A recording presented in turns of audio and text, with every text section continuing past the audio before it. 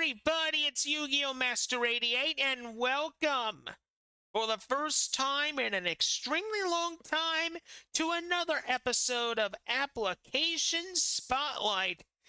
This is the show where I pretty much, review a certain piece of free and open source software and pretty much, explain it to you guys.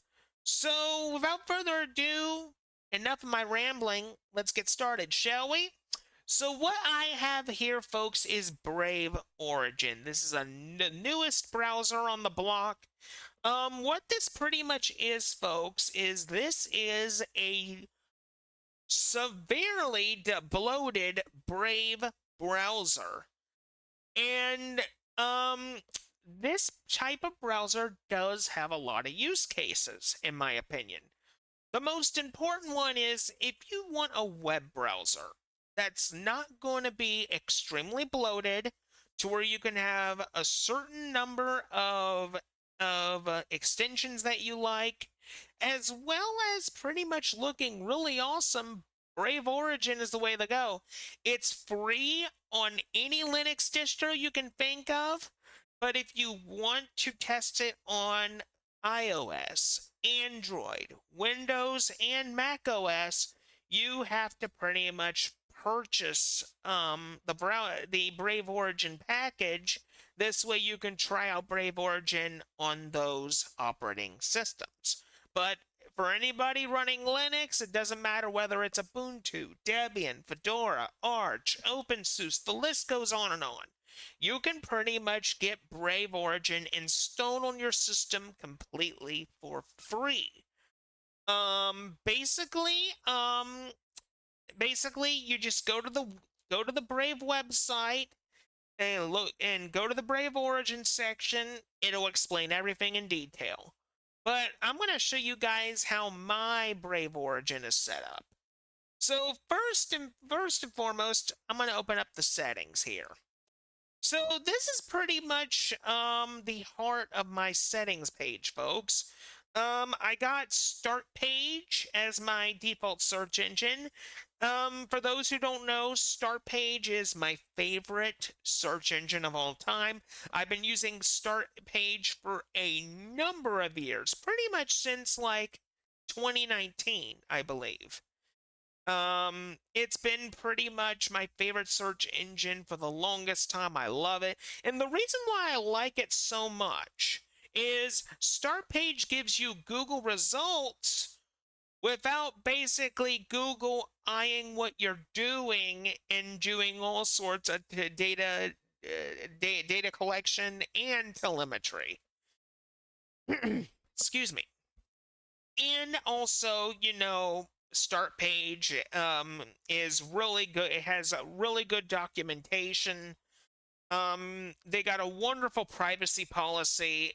I mean, if I was to choose something over Google, it would be Start Page, because I could still get Google search results, but I could do it without having to worry about Google eyeing what I'm doing 24/7 of the time. But anyway, that's pretty much Start Page in a nutshell. Now on to appearance. Now, the appearance right now, folks, is pretty much good. Right now, I got the MX Linux dark mode theme enabled, and this pretty much, allows, Brave Browser to adapt the very theme I'm using, so I don't have to go in here and change the theme. But other than that, as you all can see, I haven't made really that much changes when it comes to the appearance. When it comes to content, nothing. When it comes to the shields, nothing.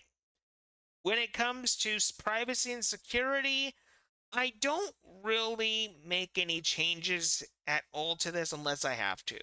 When it comes to the sync, I don't even use the sync option.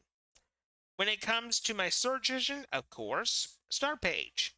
And when it comes to the extensions, I'll show you guys what extensions I use in a minute. This is pretty much autofill and passwords. I'm not going to show you guys what's in here because there's sensitive information in here. but this is pretty much where you would um, modify the password manager, payment methods, address, yeah. You also got languages here, which of course you can adjust the language just in case you're from a different country. You got downloads, this is where you can adjust the download location. Accessibility. This section is basically, for people that have eye conditions, hearing, that sort of stuff. You can adjust the browser to help you navigate if you have one of those types of conditions. It's very, very interesting.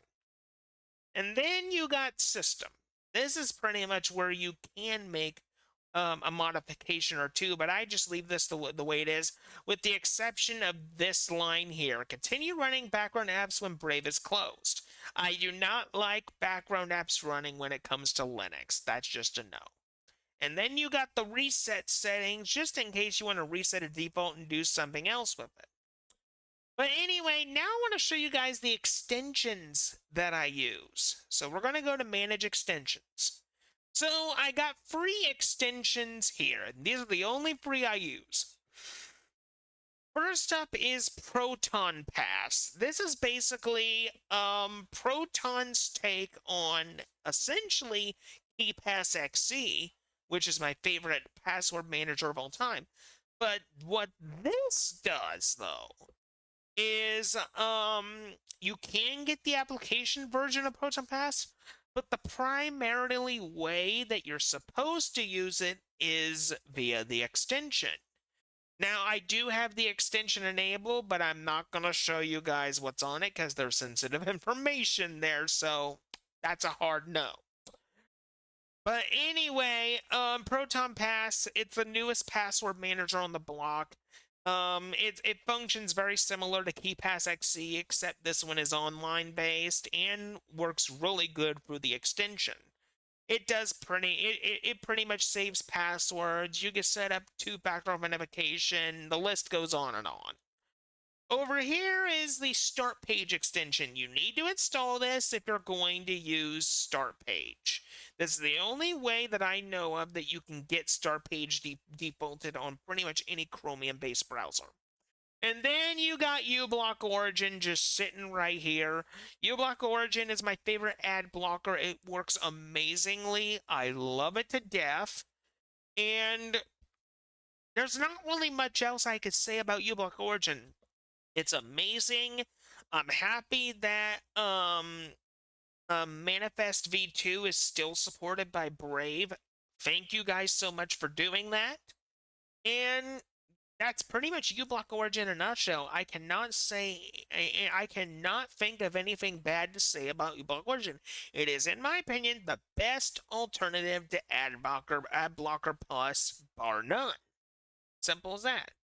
Other than that, I mean, that's pretty much Brave Origin in a nutshell. I love this browser. It's a very nice browser.